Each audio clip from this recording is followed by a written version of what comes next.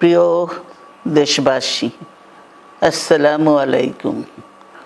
রক্তস্নাত July August 1 বছর পর আমাদের মাঝে ফিরে এসেছে।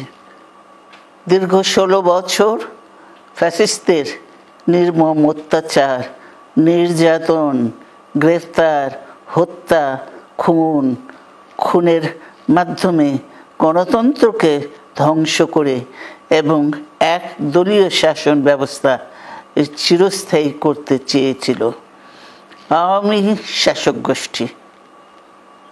ছাত্র জনতার সম্মিলিত অভ্যুত্থানের মধ্যে দিয়ে ফ্যাসিবাদদের পতন ঘটেছে।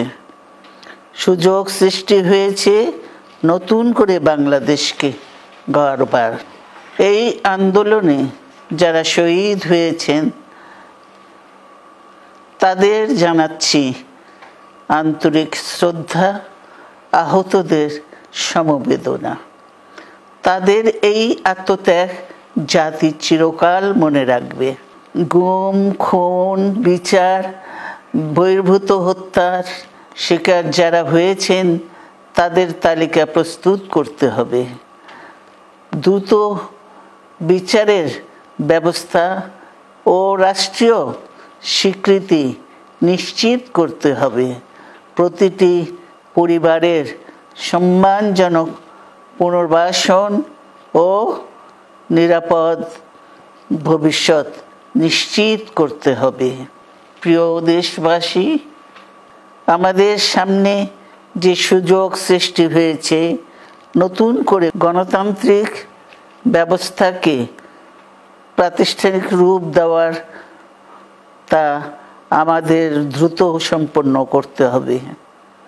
কর্মসংস্থান সৃষ্টি করতে হবে, জনগণের নিরাপত্তা নিশ্চিত করতে হবে।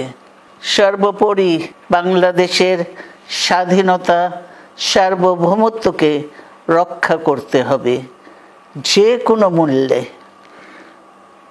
বীরের এই রক্তস্রোত, মায়ের অশ্রুধারা যেন বৃথা না যায় তা নিশ্চিত করতে হবে।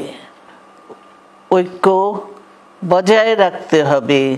আসুন আমরা সবাই মিলে শহীদ জিয়ার স্বপ্নকে বাস্তবায়িত করি কোটি মানুষের নতুন বাংলাদেশের নির্মাণের স্বপ্নকে। আল্লাহ হাফেজ। বাংলাদেশ জিন্দাবাদ।